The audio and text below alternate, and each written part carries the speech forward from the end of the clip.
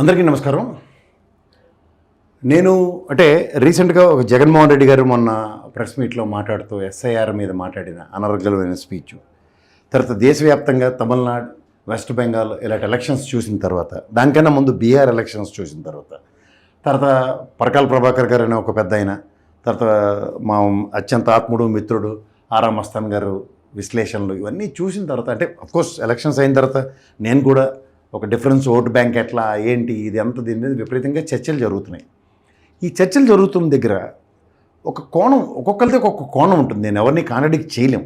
కానీ ఎటు నుంచి చూసినా సరే ఒక set of vote bank is dominating, ఒక set of vote bank is, దీనివల్ల ఎలక్షన్స్ అన్నవి ఓడిపోయిన ప్రతి పార్టీ గత 2 టర్మ్స్ బట్టి చూసుకుంటే, ముఖ్యంగా ఈ నరేంద్ర మోడీ గవర్నమెంట్ ఎన్డీఏ అన్న పేరుతో వచ్చిన కాడి నుంచి జరుగుతున్న continuous bombarding towards election commission అన్నది కనుక చూసుకోగలిగితే, నేను ఎప్పటి నుంచో చెప్తున్నాను, నా కోణంలో నా విశ్లేషణ యాక్సెప్ట్ చేయమని కాదు, కొంచెం ఆలోచించండి. నేను మొన్న ఒక ఛానల్లో విశ్లేషించినప్పుడు 33 కోట్ల విషయంలో ఒకతను నాకు మంచి కామెంట్ పెట్టాడు కిందన. 33 కోట్ల మందిలో మీరు అన్నట్టు నిజమే, దేశవ్యాప్తంగా 33 కోట్లు 33 రాష్ట్రాల్లో డిస్బర్స్మెంట్లో చిన్నపిల్లలు ఉంటారు కదా, ఓటు హక్కు లేని వాళ్ళు ఉంది. ఇప్పుడు గేమ్ చేసే విషయంలో చాలా సింపుల్గా చెప్పొచ్చు. దీంట్లో మీరు అన్నదానికి నేను ఎక్స్ప్లెనేషన్ కూడా ఎట్లా ఉందంటే, సార్ 33%లో 12.64 గేమ్ చేస్తున్నారు అన్నది మీరు తీసుకోవాల్సిన విషయం. అందులో ఇప్పుడు మీకు సింపుల్గా చెప్తా, ఎస్ఐఆర్ ఇది దేశవ్యాప్తంగా జరుగుతున్న చర్చ. ఈ ఎలక్షన్ కమిషన్కి ప్రతి ఒక్కరు దీని మీద అప్రహెన్షన్స్ మాట్లాడుతున్నారు. దీనికి ఒక చిన్న లాజిక్ చెప్తాను మీకు. ప్రతి పార్టీకి బూత్ కమిటీ ఇన్ఛార్జీలు చాలా ఇంపార్టెంట్. బూత్ కమిటీలు పార్టీలు నిర్మించుకోగలిగితే ఈ ఎస్ఐఆర్ లాంటివి కానీ, ఎలక్షన్స్ కానీ, అబ్నార్మల్ ఓటింగ్లు కానీ, నార్మల్ ఓటింగ్లు కానీ ఎక్కడ డిస్టర్బ్ కాకుండా ఉంటాయన్నది నాకు ఒక ప్రాథమిక అంచనా. మీకు మొన్న వెస్ట్ బెంగాల్ ఎలక్షన్స్ ఒక చిన్న ఎగ్జాంపుల్ చెప్తాను మీకు. వెస్ట్ బెంగాల్ ఎలక్షన్స్ కనుక మీరు తీసుకోగలిగితే దగ్గర 72,000 నుంచి 74,000 దాకా బూత్ కమిటీ మెంబర్స్ కావాల్సి వచ్చింది. తృణమూల్ కాంగ్రెస్ లాంటిది బిలీవ్ ఇట్ ఆర్ నాట్ దగ్గర 42,000 బూత్ కమిటీలు అప్రాక్సిమేట్గా. ఇదే బీజేపీ కనుక తీసుకోగలిగితే దగ్గర 60,000 పైచీలక బూత్ కమిటీలని ఏర్పాటు చేసుకోగలిగింది. ఈ జాగ్రత్తగా గమనించండి. వెస్ట్ బెంగాల్ మీకు ఎందుకు ఎగ్జాంపుల్ చెప్తున్నానంటే, రీసెంట్ డెవలప్మెంట్లో ఒక ఎలక్షన్ కమిషన్ని మీరు ఎన్ని బ్లేమ్లు చేయండి, నేను బ్లేమ్ చేస్తున్నాను, బట్ బూత్ కమిటీ పార్టీ నుంచి ప్రాతినిధ్యం వహించే వ్యక్తి అక్కడ లేనప్పుడు ఏం జరుగుతుందో ఎవరిది బాధ్యత? అంచేత పార్టీలు ఎట్టి పరిస్థితుల్లో ఈ బూత్ కమిటీల మీద they need to focus more and more and more and more. ఇప్పుడు మీరు ప్రతి ఎలక్షన్ చూసుకోండి. మొన్న జరిగిన ఎస్ఐఆర్ని తీసుకుందాం. ఈ ఎస్ఐఆర్లో రీసెంట్ పాస్ట్ డెవలప్మెంట్స్ చూద్దాం. ఒకటి తమిళనాడు, నెక్స్ట్ కేరళ, నెక్స్ట్ మనకి పాండిచ్చేరి, నెక్స్ట్ మీకు వెస్ట్ బెంగాల్. ఇవి జస్ట్ మీకు మనం ఒక డిస్కషన్ చేద్దాం. ఇప్పుడు మీకు ఈ ఎస్ఐఆర్ ఎఫెక్ట్తో నేను, ఎందుకంటే వెస్ట్ బెంగాల్ చీఫ్ మినిస్టర్ గారు ఎప్పుడైతే అత్యున్నత న్యాయస్థానం సుప్రీంకోర్టుని అప్రోచ్ అయిందో, ఆ సుప్రీంకోర్టు డైరెక్షన్ కూడా ఎస్ఐఆర్ వలన మీకు ఏమైనా ఎఫెక్ట్ జరిగితే ఎలక్షన్స్ అయిన తర్వాత దీని మీద డిబేట్ చేద్దాం అన్నారు. If you look at it, దగ్గర 145 స్థానాలు వెస్ట్ బెంగాల్లో మ్యాసివ్ ఎఫెక్ట్ జరిగింది ఎస్ఐఆర్ ప్రభావంతో. ఈ ఎస్ఐఆర్ ప్రభావం 145 స్థానాలకి ఎఫెక్ట్ కనబడింది. ఇది ఆద్యంతం గమనిస్తే ఇది ఓట్ల రూపంలో చూసుకుంటే వెస్ట్ బెంగాల్కి దగ్గర 91 lakhs. ఓకే, ఇదే తమిళనాడుకి తీసుకుంటే 74 లక్షలు ప్రభావితం చేసేయాలి. అంటే ఇక్కడ మీరు చూసుకోండి, 11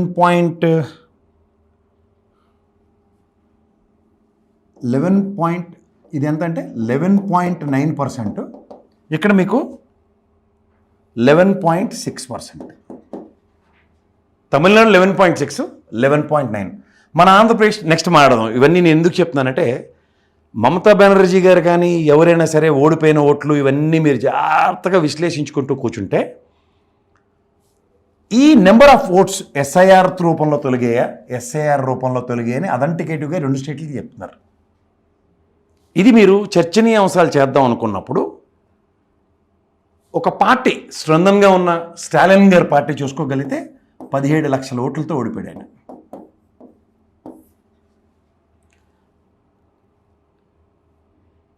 ఇప్పుడు ఒక స్ట్రాటజీ మాట్లాడదాం మనం. ఇప్పుడు ఇక్కడున్న సర్కమ్స్టాన్సెస్లో ఇవన్నీ మనకి ఎవరికి అర్థం కావు. ఇక్కడ ఎంత మేము మొత్తుకున్నా, పాలకాల ప్రభాకర్ గారు చెప్పుకున్నా, పార్టీలు ఎవరికి నచ్చినట్టు ఒక కంక్లూజన్ డ్రాక్స్ చేసుకొని దాని ప్రకారం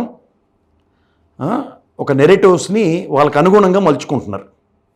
నేను మీకు ఎస్ఐఆర్ ఎఫెక్ట్ ఒకటి చెప్తాను. అదేంటి ఎఫెక్టు? ఇందాక మాడిన వెస్ట్ బెంగాల్ అవన్నీ. But before SIR AP state గురించి మాట్లాడుకుందాం. ఏ ఇయర్? 2024 ఎలక్షన్స్కి. ఇది కనుక మీరు గమనిస్తే 2024లో మనకి ఎస్ఐఆర్ లేదు. అవునంటారా కాదంటారా? ఎస్ఐఆర్ లేకుండా కూడా దగ్గర 40 లక్షల ఓట్లు తొలగించబడ్డాయి ఏపీ స్టేట్లో.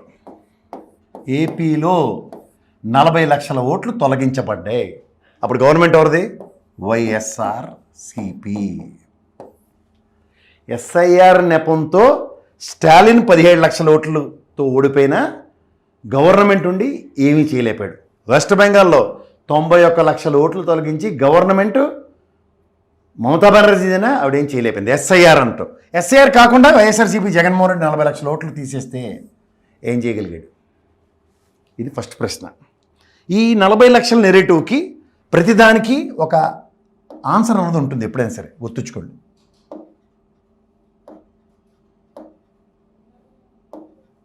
నేను చెప్పేది ఏంటంటే, ఇప్పుడు ఈ 40 లక్షల ఓట్ల గురించి 2 విషయాలు చెప్పగలుగుతాం. ఇక్కడ ఉన్నది టీడీపీ పార్టీ, వైఎస్ఆర్సీపీ.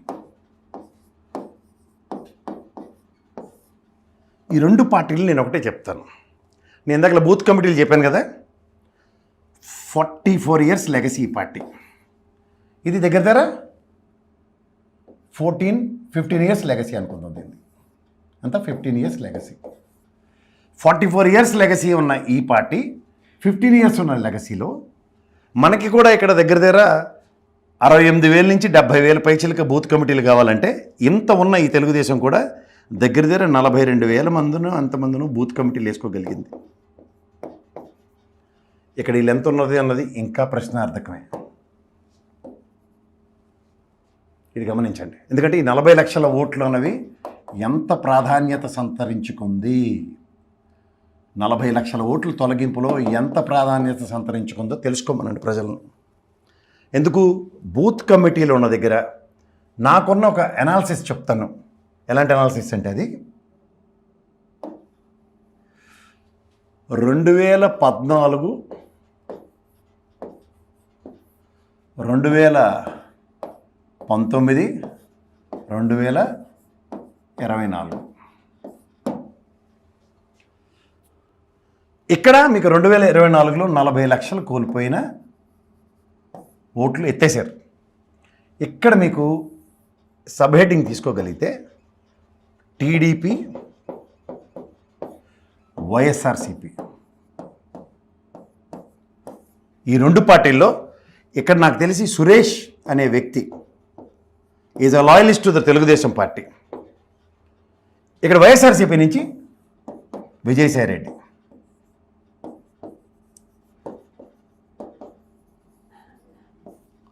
ఈ 40 lakhs ఓట్ల మీద కంటిన్యూస్గా వర్క్ చేశారు. టు అన్ ఎక్స్టెంట్ వైఎస్ఆర్సీపీలో విజయసాయి రెడ్డి అన్నోడు సురేష్ మీద ఎన్ని ఎఫ్ఐఆర్లు ఫైల్ చేయాలో అన్ని ట్రై చేశాడు. కానీ సమ్హౌ ఈజ్ నాట్ మెటీరియలైజ్డ్. ఎందుకంటే ఈ నెవర్ ఆస్క్డ్ ఫర్ Form 7. అంటే జగన్మోహన్ రెడ్డి గవర్నమెంట్ ఉండి కూడా ఆయన విజయసాయి రెడ్డి అనే ఇన్స్ట్రుమెంట్ త్రూగా Form 7 విషయంలో అప్రహెన్షన్స్ అన్న దగ్గర ఏమీ చేయలేపారు సురేష్ గారిని. దీని పర్యవసానం 40 లక్షల ఓట్లు, డూప్లికేట్లు, అయితే జనన మరణాలు, ఇవన్నీ ఎఫెక్టివ్గా తీయగలిగారు. నిన్న జగన్మోహన్ రెడ్డి గారు కూడా మాడుతూ కుప్పంలో 4 గ్రామాలు చెప్పి ఉన్న దగ్గర నేను ఎప్పుడూ మాడే ఒక ఫిగర్ ఉంటుంది. ఈ టీడీఎల్పీ సురేష్ అన్న వ్యక్తి లాయల్టీ టువర్డ్స్ పార్టీ అనే దగ్గర కన్న తల్లిలాంటి పార్టీని గెలిపించుకోవడానికి ఒక బృహత్తర కార్యక్రమాన్ని, ఒక లెబోరియస్ ఎక్సర్సైజ్, విదేశాల నుంచి కూడా సర్వర్లు పెట్టి ఓట్ల తొలగింపులో సక్సెస్ఫుల్ మెటీరియల్ వేయడైన వాళ్ళ ఎలక్షన్ కమిషన్తో కూర్చుని మాట్లాడుతున్న దగ్గర ద ఫస్ట్ మీటింగ్కి విజయసాయిరెడ్డి వెళ్ళొచ్చేమో, కానీ తర్వాత అతను రీప్లేస్ చేసిన చెయ్యని YSRCP paid penalty for it. So ఇక్కడ మీరు జాగ్రత్తగా గమనిస్తే ఒక వ్యక్తి ఇప్పుడు టీడీపీ నుంచి సురేష్ అనే వ్యక్తి అండ్ వైఎస్ఆర్సీపీ నుంచి విజయసాయిరెడ్డి ఒక ఎక్సైజ్ 40 లక్షల ఓట్లు సంబంధించిన దాని మీద ప్రయత్నం సక్సెస్ఫుల్ 164, ప్రయత్నం విఫలం 11 సీట్లు. నేను అంటుంది ఇందులో ఎస్ఐఆర్ ఎక్కడుంది,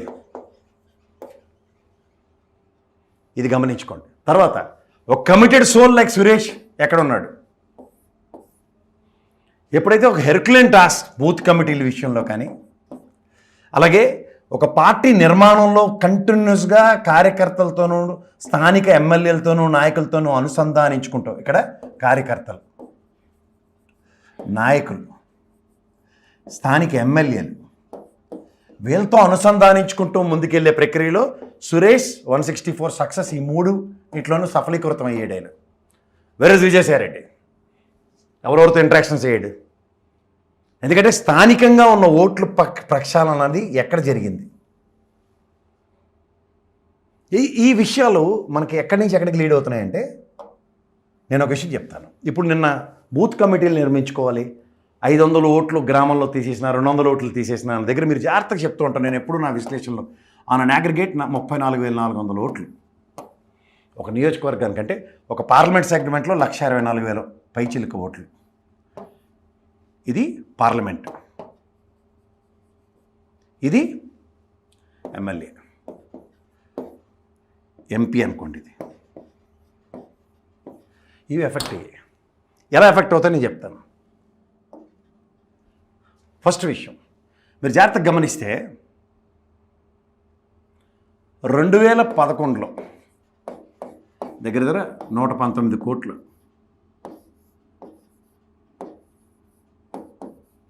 భారతదేశ జనాభా. ఇప్పుడు ఒక రఫ్ ఫిగర్ చెప్దాం, అలా ఆయన నన్ను అడిగిన దానికి కూడా చెప్పాలి. ఎంత కాదన్నా ఒక 150 కోట్లు ఉన్నాయనుకుందాం.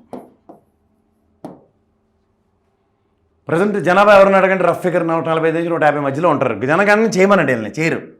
చేస్తే ఇప్పుడు ఈ రెండింటికి డిఫరెన్స్ ఎంత? దగ్గర 31 కోట్లు, 31, 33 కోట్లు వేసుకుందాం. 33 కేంద్రపాలిత ప్రాంతాలతో మనకు ఉన్నాయి కదా స్టేట్స్, యూనియన్ టెరిటరీ.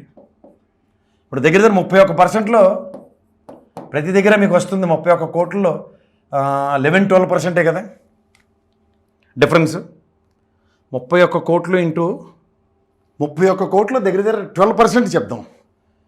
12% అంటే 3.72% వేరియేషన్స్ ప్రతి దగ్గర కనబడుతున్నాయి. ఎలా వస్తాయని అడగొచ్చు. నేను ఈ 31%లో 31 crores ప్రజలు ఎక్సెస్ ఏదైతే ఉన్నారో వాళ్ళు ఈ 33 ప్రాంత ప్రజల్లోనూ on aggregate 3.72 for each parliament అనండి, లేకపోతే ఎమ్మెల్యే సెగ్మెంట్ అనుకోండి. 7 ఉంటాయి. 7 ఇంటూ 3.72 వేయండి. 7 3 21, ఇది ఒకటి దగ్గర ఎంత కాదన్నా మీరు 30% దగ్గర ప్రభావితం చేస్తున్నాయి ఇవి. సో ఇక్కడ మీరు పార్లమెంట్ సెగ్మెంట్కి వస్తే 7 3 21 22.54 ఎఫెక్ట్ చేస్తున్నాయి పార్లమెంట్ సెగ్మెంట్. ఇవి ఎక్కడికి లీడ్ అవుతున్నాయి అంటే తెలియకుండానే ఈ కేంద్రపాలిత ప్రాంతాలతో పాటు డిస్బర్స్మెంట్ అయ్యే ప్రజలకి సంబంధించిన ఓట్లు చాలా స్ట్రాటజికల్గా. ఎందుకంటే నేను ఎప్పుడు చెప్తుంటాను, ఒక మిషన్ ఇలా ఉంటుంది, దీంట్లో చిప్ ఉంటుంది. ఇది 2011కి సంబంధించిన జనాభా లెక్కల ప్రకారం 119 కోట్లకి ప్రిపేర్ అయి ఉంటుంది. ఈ ఎక్సెస్ పర్సంటేజ్ ఏదైతే ఉంటుందో దాని చిప్ను ప్రోగ్రామ్ చేయొచ్చా చేయకూడదు. ఇది చేసినప్పుడు ఏమవుతుంది, జనగణన కానీ 18 సంవత్సరాల వాళ్ళందరికీ దీంట్లో ఒక రోల్ ప్లే అవుతుంటుంది. ఇది డ్యామేజ్ చేస్తుంది. అందుకే ఎలక్షన్ కమిషన్ మీరు జాగ్రత్తగా గమనిస్తే ఒక్క పర్సంటేజ్ కూడా యాక్యురేట్గా ఇవ్వట్లేదు. సాయంత్రం 6 గంటలకు ఒక పర్సంటేజు, అర్ధరాత్రి దాకా అయింది కాబట్టి ఇదని మేనాలాంటి కన్ఫ్యూజ్ అయిపోయి లాస్ట్కి స్లిప్పులు కాల్చి వస్తున్నాడు. ఇది ప్రజలు గ్రహించండి. ఇది స్లిప్పులు కాల్చుకోవడం ఇదంతా తర్వాత విషయం. సో దీనికి ఫస్ట్ ఏపీ స్టేట్లో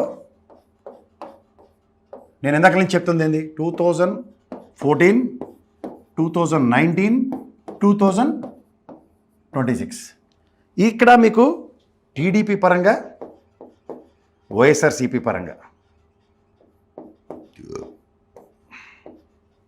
ఇప్పుడు 2024 ఎలక్షన్స్కి వెళ్దాం. 24 వద్దు, ఇది 24 టోటల్ ఓట్లు ఈ టీడీపీ వైఎస్ఆర్సీపీకి ఇక్కడ మీకు పోలేనివి 3.39 crores. ఇందులో వైసీపీకి 1.32 crores చిల్లర వచ్చింది. తెలుగుదేశానికి అంటే కూటమికి 1.86 crores వచ్చింది. 1.86 crores వచ్చింది 24లో. మీరు జాగ్రత్తగా గమనిస్తే డిఫరెన్స్ ఎంత, 54 లక్షలు. ఏది 40 లక్షల ఓట్లు తీసేసిన తర్వాత. ఇది గమనిస్తున్నారా మీరు? 54 లక్షల ఓట్లలో మీకు గమనిస్తే 55.3% ఎంత ఏళ్ళకి వచ్చింది, 39.3% ఏళ్ళకి వచ్చింది. ఈ కాసేపు 14, 19 పక్క తీద్దాం. ఇదంతా 2024 మాడదాం, ఈ తర్వాత వేద్దాం ఈక్వేషన్. సో ఈ జాగ్రత్త చూసుకుంటే మీకు 24లో 40 లక్షల ఓట్లు తగ్గించిన తర్వాత 54 లక్షలు తేడా వచ్చింది. ఇది గమనించారా మీరు? సో ఎప్పుడైతే 54 లక్షల ఓట్లు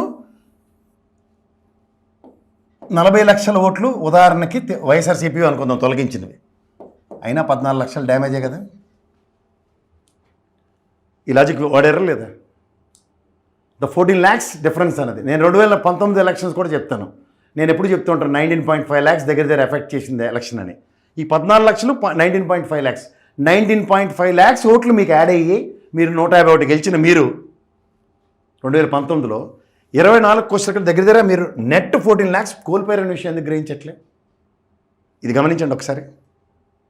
సో డ్రాస్టిక్ ఫాల్ ఒక గవర్నమెంట్ ఉన్నప్పుడు కళ్ళ ముందు 40 లక్షల ఓట్లు ఎత్తేసిన 54 లక్షల ఓట్ల డిఫరెన్స్తో మీరు ఉన్నా సరే ఓవరాల్గా మీకు 40 లక్షల ఫేవర్ అయినా సరే 14 లక్షల డిఫరెన్స్ ఉంది.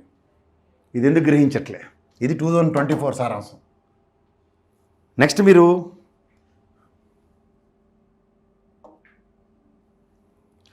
2019 మాడదాం. వైఎస్ఆర్సీపీ, టీడీపీ 2019 వైసీపీకి 1,56,00,000 1.56 crores ఓట్స్ వచ్చాయి. టీడీపీకి 1.23 crores వచ్చాయి. ఇప్పుడు ఇక్కడ మీరు టీడీపీ ఒకటే నిలబడింది, అప్పుడు 0.83 బీజేపీ అనుకోవచ్చు. దగ్గర 6% దగ్గర జేఎస్పీ అండ్ మిగిలిన పార్టీలు అనుకుందాం, అన్నీ కలిపి, కమ్యూనిస్టులు ఇవన్నీ కలిపి. నెక్స్ట్ కాంగ్రెస్ ఏదో సంథింగ్. ఓవరాల్గా మీకు చూసుకుంటే ఈ ఎలక్షన్లో కూడా మీకు నేను ఎప్పటి నుంచో చెప్తున్న 19.5 lakhs ఓట్లు అన్నది చూసుకుంటే గెలిచినప్పుడు మీకు ఈ డిఫరెన్స్ చూడండి. 1 నుంచి 3 పోతే 3, 5, 33 lakhs ఓట్లు డిఫరెన్స్. ఈ డిఫరెన్స్లో మీరు కాంకర్ చేసుకుంది కనుక జాగ్రత్త చూసుకుంటే ఈ పర్సంటేజ్లు అన్నీ పోను దగ్గర మీకు నెట్ 13 లక్షలే వైఎస్ఆర్సీపీ నెక్కచ్చిగా సాధించుకుంది. ఇది మీరు జాగ్రత్తగా గమనిస్తే 2029కి మీకు తెలుసో తెలియకో, ఇప్పుడు ఇది అయింది కదా, 2014 లెక్క కూడా చెప్తాను మీకు.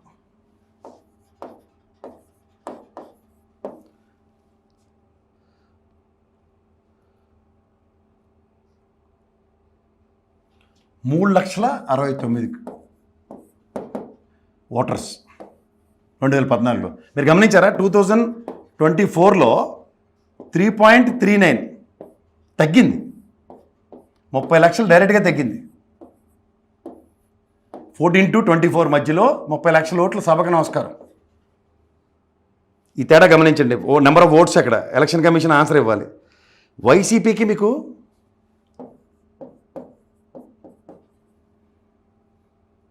40% వచ్చింది ఆ టైంలో కూడా. 1.47 crores వచ్చింది ఓటర్స్. టీడీపీ కూటమి గెలిచింది కదా అక్కడ.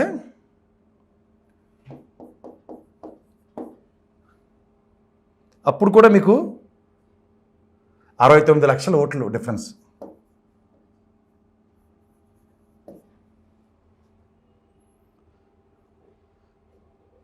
దగ్గర 2.06 crores వచ్చింది వీళ్ళకి ఓట్లు. అదే 69 లక్షల ఓట్ల తేడాతో. కానీ కన్సిస్టెన్సీ ఆఫ్ వైఎస్ఆర్సీపీ 40% గురించి మనం ఆడుతున్నాం. కానీ ఓట్లు ఎలా డ్రాస్టిక్గా పడిపోతున్నాయో తెలుసుకోమనండి వాళ్ళని.